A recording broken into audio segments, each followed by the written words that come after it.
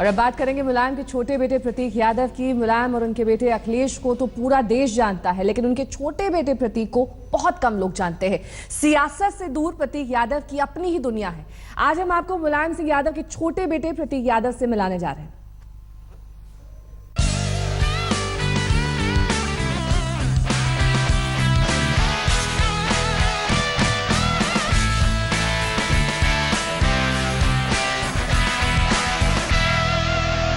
उत्तर प्रदेश में चुनाव है। समाजवादी पार्टी, मुलायम सिंह यादव का परिवार बहुत चर्चा में है, लेकिन मुलायम सिंह यादव के छोटे बेटे प्रतीक यादव, जिनके बारे में सुना तो सबने है लेकिन वो कम दिखते हैं, आज हमारे साथ हैं प्रतीक यादव और अपनी जो बहुत चर्चित कार है उसके साथ में हम उनके साथ हैं। प्रतीक जी, बहुत स्वागत है आपका आज तक में। आपका बहुत बहुत धन्यवाद बालकृष्ण जी, और आज तक के सभी श्रोताओं को मेरा नमस्कार।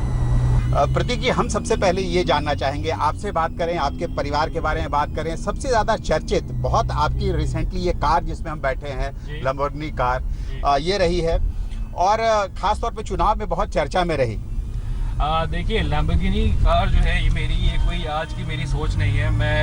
ये 10 साल पुराना एक मेरा सपना था, 10 साल पुराना एक गोल था, जिसको गोल कह सकते हैं आप, एक लक्ष्य कह सकते हैं। और जब मैं विदेश में था, लीड्स में था, पढ़ाई किया करता था, तब मुझे पहली बार लैम्बोर्गिनी की एक गलाडो हुआ करती थी, वो दिखाई दी थी। और बचपन में बड़े होते हुए, क्योंकि कोई भी लड़का हो, मेरे ख्याल से हर ही लड़के को एक फैसिनेशन होता है, एक ड्रीम होता है एक इस तरह की कोई ना कोई कार रखने के लिए। तो जब मैंने पहली बार ये 10 साल पहले ये लैम्बोर्गिनी देखी थी, तो मुझे इतनी पसंद आ गई थी और मैंने सोचा था कि इतना काम करूंगा, काम बढ़ाऊंगा और मेहनत करूंगा कि एक दिन इसको जरूर खरीदूंगा। कि जो भी आपसे मिलेगा, एक चीज बड़ी साफ हो जाती है कि मुलायम सिंह यादव के बारे में लोग कहते हैं कि देश के ऐसे नेता हैं कि बहुत अनप्रेडिक्टेबल हैं, आगे क्या करेंगे कोई जान नहीं सकता। लेकिन उसके उलट आप बिल्कुल बेबाक हैं, बिल्कुल स्ट्रेट फॉरवर्ड हैं, जो करते हैं बिल्कुल डंके की जोड़ पर करते हैं। लोगों ने जब इस कार की आलोचना शुरू करी तो आपने फेसबुक पे फोटो डाल दी कुर्ते पजामे में और कहा कि ये पहला कुर्ता पजामा वाला मालिक है इस गाड़ी का। जी बिल्कुल, मैंने नेताजी से ही सीखा है ये कि एक तो सबसे पहली बात, कुछ अवैध मत करो, इल्लीगल मत करो। दूसरी बात, किसी को नुकसान मत पहुंचाओ। अगर आप इल्लीगल कुछ नहीं करते हैं, किसी और को नुकसान नहीं पहुंचाते हैं, और आप अगर अपनी मेहनत, अपने सक्सेस पे जो भी अचीव करते हैं और आप उसको प्रदर्शित भी यदि करते हैं, तो आपको किसी बात की झिझक नहीं होनी चाहिए।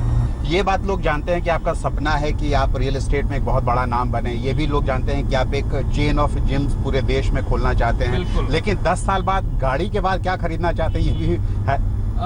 देखिए, अब मैंने फोटो लगाई है वो चीज बता दीजिए लोगों को। मैंने हवाई जहाज की फोटो लगा दी क्योंकि 10 साल पहले जब मैंने तय किया था कि मैं लैम्बोर्गिनी खरीदूंगा, और ये मैंने मन में रखी बात, मैंने किसी को बताया नहीं, और मेरा ये गोल था कि मैं इस तरह का बन पाऊँ कि मैं ये चीज़ एक ड्रीम फुलफिल कर पाऊँ। और जब मैंने इसको 14 दिसंबर 2016 में जब ये कर लिया और उसके बाद में लोगों की प्रतिक्रियाएं देखी, तो उनको कई लोग ऐसे हैं जो कि बहुत खुश हुए, बल्कि मैं तो कहूँगा ज़्यादातर ऐसे लोग हैं जो कि खुश हुए। आप यदि रोड पे देखेंगे, जितने भी युवक हैं और जितने भी बच्चे हैं, उनको इतनी खुशी होती है इस गाड़ी को देख के, क्योंकि जब हम भी बच्चे हुआ करते थे, हमको भी इस तरह की कोई चीज़ दिखती थी। हमको याद है पजेरो गाड़ी का बड़ा फैसिनेशन हुआ करता था जब मैं छोटा था। पजेरो का और लैंड क्रूजर का बड़ा फैसिनेशन हुआ करता था, तो कहीं दिख जाती थी, हम लोग बड़ा देखा करते थे उसको दिल्ली में, क्योंकि लखनऊ में तो हुआ नहीं करती थी।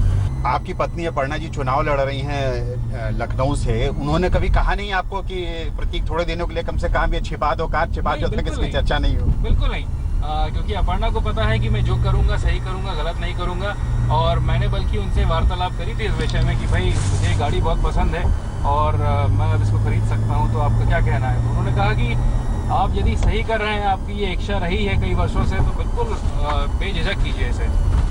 लेकिन प्रतीक, लोगों को ये बात हैरान करती है कि मुलायम सिंह यादव का बेटा पॉलिटिक्स से दूर कैसे रह जाए। पूरे घर में पॉलिटिक्स, परिवार में पॉलिटिक्स, आप घिरे हुए हैं चारों तरफ से, बहुत दबाव होगा। मुझे याद है कि लोकसभा चुनाव के समय लोग आपकी टिकट की मांग करने के लिए समाजवादी पार्टी ऑफिस पर उन्होंने डेरा डाल दिया था कि आप आजमगढ़ से चुनाव लड़े, लेकिन फिर आप चुनाव लड़े नहीं आपने। जी देखिए, मैं जब स्कूल में था तो मेरी प्रिंसिपल मुझसे पूछा करती थी कि क्या करोगे, व्हाट विल यू डू, क्योंकि स्कूल में तो नहीं पूछती थी, मैं कैंटोनमेंट जाया करता था रनिंग करने के लिए। कैंट है लखनऊ में, तो यहाँ पे मैं 5 किलोमीटर रनिंग किया करता था डेली।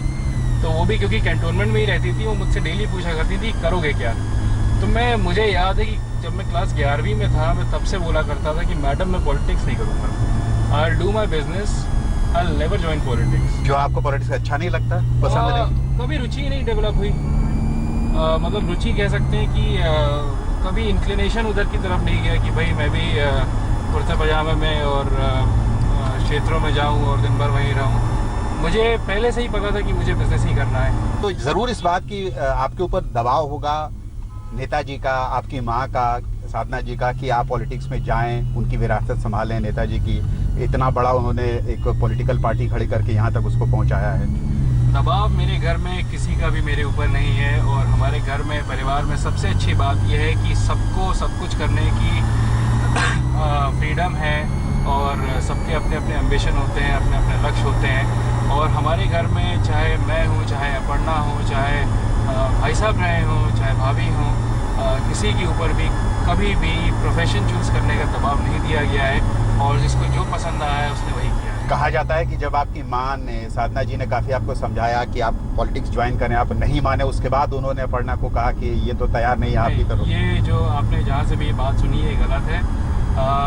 हाँ, मुझसे पूछा ज़रूर गया था कि आपको पॉलिटिक्स में रुचि है या नहीं है, तो मैंने साफ बोल दिया था कि मुझे पॉलिटिक्स में रुचि नहीं है। और अपर्णा की क्योंकि एजुकेशन इसी फील्ड में रही है, अब यदि मैनचेस्टर से उन्होंने MA किया हुआ है इंटरनेशनल रिलेशन एंड पॉलिटिक्स में, और आप उससे पहले भी वो IT कॉलेज की पढ़ी हुई, उससे पहले वो लोरेटो की पढ़ी हुई है। आप भी लीड से पढ़े हुए हैं। हाँ, लेकिन मेरा कोर्स जो रहा है वो मैनेजमेंट का रहा है, बिजनेस का रहा जी। है। और आप यदि मेरे पढ़ाई को अगर आप ट्रेस करेंगे, मेरे जो रूट है, जो नींव है, जो मेरी फाउंडेशन जो है, आप उसको अगर ट्रेस करेंगे तो वो पॉलिटिक्स की नहीं रही है।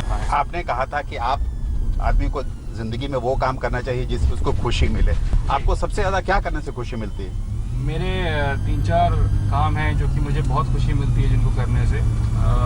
सबसे पहला तो मेरा फिटनेस का जो रिजीम है, और फिटनेस वाला जो मेरा ये पैशन है, ये मुझे बहुत खुशी मिलती है। मेरा बिजनेस है, उसको नई ऊंचाइयों के लिए जाने में मुझे बहुत खुशी मिलती है। प्रतीक, हम लोग ऐसे समय पे आपसे बात कर रहे हैं जब आपके परिवार में जो घमासान हुआ था, वो लेकर पूरी देश दुनिया में इसकी चर्चा हुई है। आप घर में रहते हैं, आप अपना का बिजनेस, पॉलिटिक्स से अलग रहते हैं, अपना बिजनेस देखते हैं, जिम देखते हैं, लेकिन इसका घर पे ऊपर इसका ज़रूर असर हुआ होगा। क्या घर में माहौल था? और बहुत से लोगों का ये कहना था कि सब ये जो झगड़ा है, इसकी ओरिजिन जो है वो घर से ही है। नहीं, देखिए, इसका जो झगड़े का जो मैं तो ये मानता हूँ कि जब 2 सेपरेट एंटिटीज़ हैं, 2 सेपरेट लोग हैं, तो विचारधाराएं अलग हो सकती हैं। और भाई साहब की और नेताजी की विचारधाराएं ज़रूरी नहीं है कि हर चीज़ में मैच करे। समाजवाद की विचारधारा एक है, और जो कि सबसे ज़्यादा शक्तिशाली और एक कॉमन स्ट्रेंथ जो कि बाइंडिंग फोर्स है, that is true, that is always there. लेकिन 100% वर्ड ऑन वर्ड मैच कर जाए, दैट इज़ नॉट नेसेसरी। और हमको रिस्पेक्ट करना चाहिए कि डिफरेंसेस होते हैं। तो जब डिफरेंसेस होते हैं तो मेरे ख्याल से एक बड़ा सल्यूशन, एक बड़ी चीज़ बनती है। और हम लोग अगर देखें कि भाई अमृत निकालने के लिए भी, जो कि अमृत निकला था, अमृत निकालने के लिए भी समुद्र मंथन करना पड़ा था।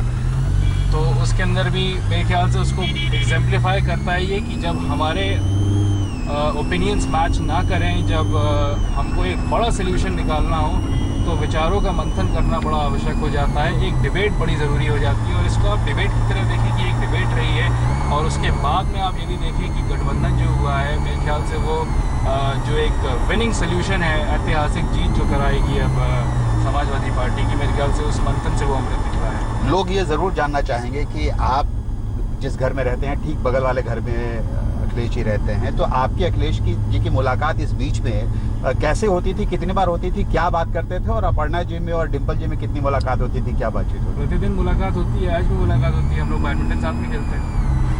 हमारा घर जो बाहर से अलग लगता है, वो अंदर से जुड़ा हुआ है, क्योंकि बीच में दीवार नहीं, बैडमिंटन कोर्ट है जी, और वहाँ पे कोई दीवार ही नहीं है। नहीं, लेकिन ऐसा हो नहीं सकता है कि जब इतना टेंशन चल रहा हो, इतनी चर्चा चल रही हो, घमासान मचा हो, तो इस बारे में कोई बात ही नहीं हो सकती। तो क्या बात करते थे आप लोग? आप और अखिलेश जी के बीच में क्या बात देखिए, होती है? घर के अंदर जब घर के अंदर हम लोग होते हैं तो घर के अंदर एक परिवार का माहौल होता है, एक पारिवारिक माहौल होता है, और पारिवारिक माहौल में हम लोग टेंशन की बात तो नहीं करते ही नहीं है। और हम लोग तो अखिलेश भैया भी स्पोर्ट्स में काफ़ी रुचि रखते हैं, मैं भी काफ़ी स्पोर्ट्स में रुचि रखता हूँ। हम लोग दोनों ही लोग बैडमिंटन खेलते हैं, तो हम लोग डबल्स खेला करते थे बैडमिंटन के। और अखिलेश भैया के बच्चे जो हैं वो भी बहुत अच्छा बैडमिंटन खेलते हैं, तो हम लोग का तकरीबन शाम को 1-1.5 घंटे बैडमिंटन हुआ करता था। जैसा कि आपने सुना, खुद प्रतीक का ये कहना है कि उनका असली शौक जो है वो अपना बिजनेस संभालना है, और अगर उनका एक कोई और शौक है तो वो है अपने जिम को चलाना। वो पूरे देश में चाहते हैं कि उनका जिम की एक चेन हो। बहुत ही इंडिया के बेशुमार जो बढ़िया जिम बने हैं उसमें से उनका जिम